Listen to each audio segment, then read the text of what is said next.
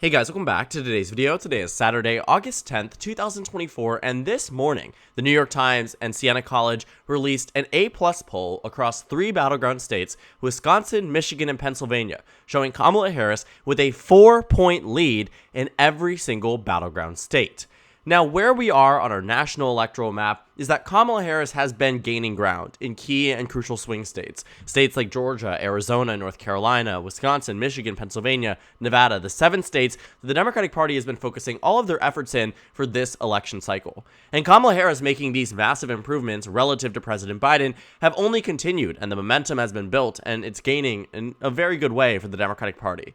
Kamala Harris now leading by 4 points in these 3 states shows a shift, not only from what we saw with Biden, but potentially from the 2020 presidential election, where Donald Trump lost these states, but not by 4 points in any of them. Joe Biden only won Wisconsin by less than a point, won Michigan by less than 3 points, and won Pennsylvania by a point. And largely speaking, Joe Biden didn't have a massive election performance that was commendable in the Rust Belt. Yes, he flipped back the states, but it wasn't to a point where we would say, it set up Democrats for a guaranteed victory in any election. And that isn't what's happening here with Kamala Harris, but it certainly is really good news that the Harris campaign is up 4 points in these states that truly are going to be the most important.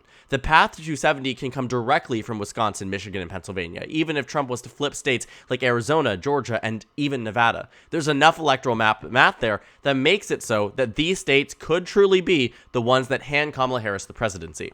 But it will probably be either more or less than that, depending on who wins the election. Now, Kamala Harris at 50 in all of these states is also a good indicator beyond that point. 50% is exactly where you want to be if you're not beyond 50% when you're looking at a lead in any type of poll. It means that you're already at a majority and that people just moving over narrowly between now and the election can put you over that majority, denying any chance that Donald Trump would win by a plurality, vote splitting, whatever it might be. These are defining numbers that are very, very positive for Kamala Harris. And the fact is, the consistency is what I find to be the most interesting about it all, is that 50 to 46 in these 3 battleground states. And keep in mind, this is an A-plus rated pollster. I find this to be something that is really substantial when they come from high quality, vetted, really good research polls, because the New York Times and Siena College is exactly that. That's why it was a warning sign when they had Trump up in battleground states in older maps. That's why it was a warning sign when they had Joe Biden's favorability rating dipping for the first time during the Afghanistan withdrawal. That's why a lot of these different things that they pull and research on, it makes major news and major headway in the mediaverse because of the fact that these are high quality polls. And so what we found here is with this lead in these 3 states, it really gives a sense of security to Democrats in Wisconsin, Michigan, and Pennsylvania that sure may not and should not translate to a sense of complacency, but absolutely explains why people, choosing someone like Tim Walz was a good choice, why Kamala Harris being the replacement nominee for it was a good choice. I mean, pretty much affirming everything we already knew in terms of vibes and fundraising and excitement and enthusiasm, whatever it might be. Pretty much this has just shown that not only was this doing better for Kamala Harris, it's getting even better. Now expanding to the largest lead we've seen in these 3 states, according to new polls here, that's good news for the Democratic Party. And you can see on the averages, they weren't exactly, massively in favor for Kamala Harris. The new poll today from the New York Times hasn't been added in to the Wisconsin average. So before this poll was released, Harris was up by 1 point on average. In Pennsylvania, she was up by 0.9%. The New York Times poll also has not been included on this average here. 0.9% lead for Kamala Harris. That will undoubtedly jump up. And in Michigan, Kamala Harris ahead by 2. Again, New York Times and Siena College poll not included on this average here. Point being, a 2-point lead then will likely turn into 3-point lead. Pennsylvania to maybe a 1-2-point lead. Wisconsin to a 2-3-point lead. Massive improvements relative to where Biden was. Marginal improvements relative to where Kamala Harris was. But all in the right direction. And a lot of this is because of the fact that the American public now views Kamala Harris in a very different way than they did before she was the nominee for president. Right now, the unfavorability numbers are just 5.6% higher than the favorability rating numbers, which is a massive, massive turnaround for Kamala Harris from where she was before. For the entire duration of the presidency, with the exception of this honeymoon period from January 2021 to July 2021, Kamala Harris has been disapproved of quite tremendously. It got really bad around the time of the Afghanistan withdrawal, but even before then, she started to see a dip in approval, and she was unfavored pretty much nationwide. And then the trend line continued. More and more people started to dislike Kamala Harris. It started to get worse. Negative double digits approval throughout nearly the entirety of her vice presidency. And it really didn't get better At different points in time, even leading up to the announcement that Joe Biden was leaving the race, 17% was the delta between unfavorable and favorable across the nation. The majority of the nation had an unfavorable view of Kamala Harris. Roughly a third of the nation, just a third, had a favorable view of Kamala Harris. And so to see this massive, massive overturn from where it was before, again, day of the dropout, we saw Kamala Harris down nearly 20 points nationally. Today, she is down just 5. And 43% of the nation has a favorable view of Kamala Harris. That is the highest it has been since July 20th. Of 2021. So massive, massive gains here. July of 2021, not July 20th. Massive gains for Kamala Harris and overall approval. And so being down again, 5.6% also means that the unfavorability rating has now dropped below 50%, meaning the majority of the nation no longer views Kamala Harris as unfavorable. And that is a good thing. And she outflanks Donald Trump when you look at level of favorability rating. What you're seeing here is that 8.2% more people have an 8.2% delta between the unfavorable and favorable numbers for Donald Trump. It's getting better for Kamala Harris. It's only continuing to rise, and that is a huge thing for her electability and her odds, because I think this is exactly why you're starting to see Kamala Harris do quite well in these battleground states, do quite well on the national level as well. Because the national polls have also shifted. You can see when it was a Biden versus Trump rematch, we saw that Biden was down nationally, 2-3 points on average. Today, she's up by 2. That's at least a 5-point swing, and that's with 80 days to go. The Democratic Party has a really unique point, too, where they have been able to change the way people perceive their candidates months out from the election. Back in 2020, her favorability rating numbers were not good. After that 2019 and 2020 presidential bid, it did not look good for her favorabilities, for how people perceived her, X, Y, and Z, until she was actually put in the position where the national spotlight was on her. She spoke directly to the people. She had the ability to reshape the way that Americans viewed her, and it worked.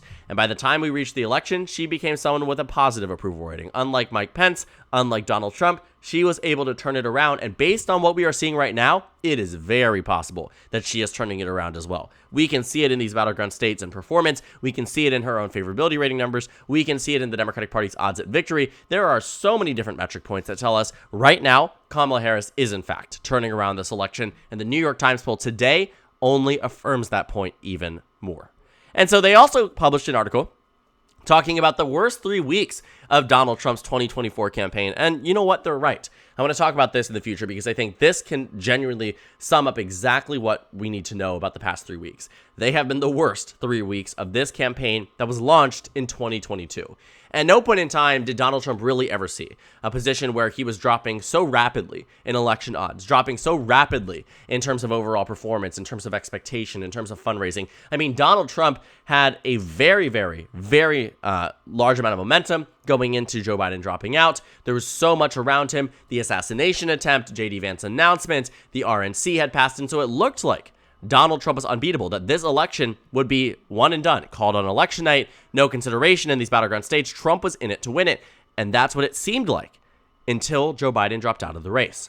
And since then, it has been the worst 3 weeks of Donald Trump's 2024 campaign. Because for a very long period of time, and I had this in my own prediction, it very much looked like Donald Trump was on track to win or come very, very close. Because leading up to the first presidential debate, I will admit, I had Joe Biden starting to do better because he was rebounding in the polls, starting to see improvements in battleground states.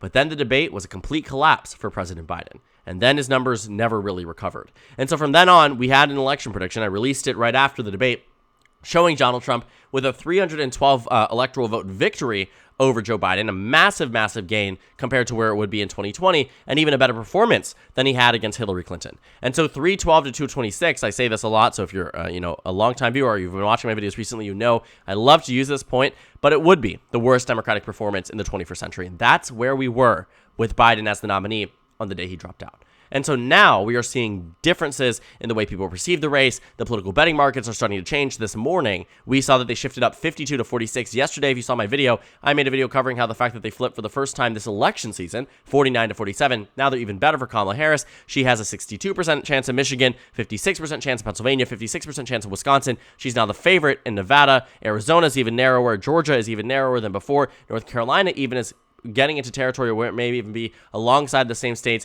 as Georgia, Arizona, Nevada, etc. And so really 52 to 46 is already a gain for Kamala Harris relative to yesterday. 3-point gain in terms of odds and chances based on the betting markets. And so it's so incredibly fascinating that we are at this point where we come out from an election. where Donald Trump should have been raising, a lot of money. The conviction helped him raise more money that he could use in battleground states, yada, yada, yada, yada. The assassination attempt, again, the RNC, J.D. Vance, all of these things that should in theory have helped Donald Trump as a candidate. And then Joe Biden drops out of the race.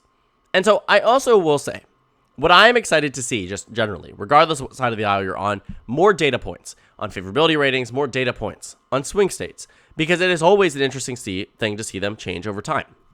For instance, it's very clear that people do not like J.D. Vance, they do not like Donald Trump, they like Kamala Harris, but they love Tim Walz, up 14 points in terms of overall net favorables in battleground states. This is where favorability ratings can really, really help, because Kamala Harris can, talk to voters and say, this is who I am, this is my story, you may not have known me in the same way as I was as the vice presidential contender. Now that I'm at the forefront of this ticket, here's who I am and here's my story. And that is resonating with voters.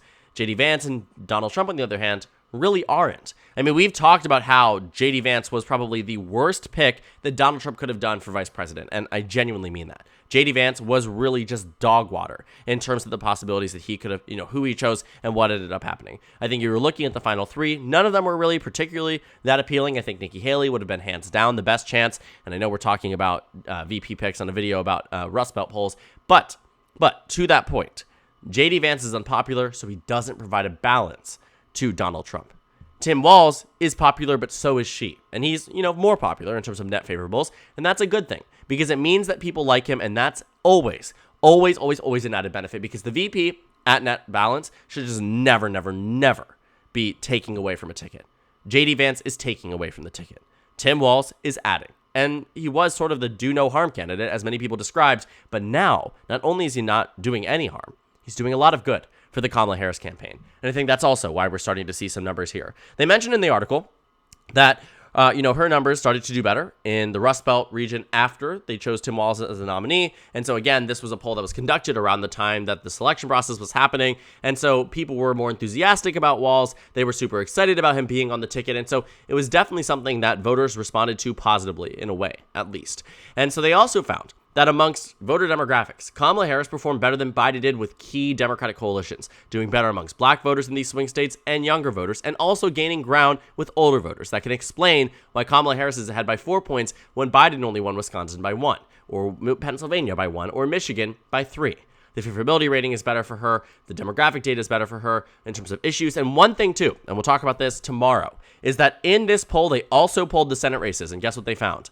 They found that the Senate Democrats lead here by a tremendous amount. In the state of Pennsylvania, they find that in that battleground swing Senate race, let's see if we can actually go ahead and find it. What they find is that Bob Casey's up double digits. Lisa Slotkin is winning. Tammy Baldwin is winning. These Democrats are having in what we can start to see as an up ballot effect, where the Democrats are so popular in the Senate races, they are now helping Kamala Harris cross that finish line, get to the magic number of 270 electoral votes, win their battleground state. And while I don't think we're going to see a circumstance in which, Kamala Harris runs even with someone like Bob Casey, who is up double digits, that's never going to happen in Pennsylvania, she very well could benefit directly from the Get Out the Vote team that he has, the mobilization that he has. There are a lot of reasons to believe that Bob Casey is in a position where he could help Kamala Harris, that Tammy Baldwin is in a position where she could help Kamala Harris. I do think Lisa Slotkin could do well. She's actually performing roughly even with where Kamala Harris is, but that's an open race, and it's not a popular incumbent. And a lesser-known name than, how Senator Tammy Baldwin is taken in Wisconsin and Senator Bob Casey in his state of Pennsylvania. And so, final note here. These battleground state polls continue to build on this very, very long-standing story since the moment that she was announced as the contender for president of the United States, is that this momentum is growing.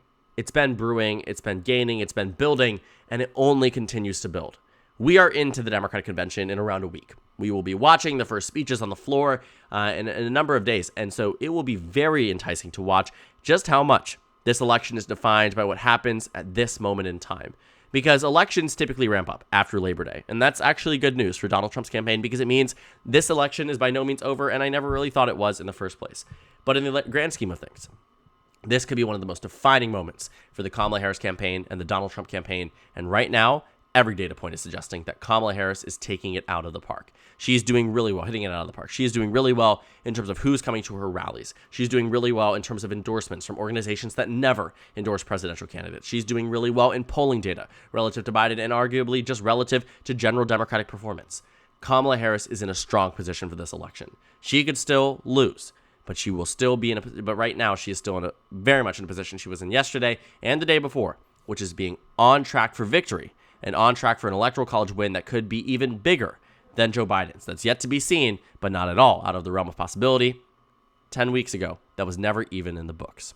So thank you guys so much for watching this video. Make sure to comment down suggestions below. Subscribe on the left if you haven't already, and check out the Instagram and Twitter. At the top left of the screen, there's also a Discord server for you to go ahead and join. On the screen, there's a video you can watch, and then a playlist of my 2024 presidential election analysis videos. Again, thank you guys so much for watching, and I will see you all tomorrow.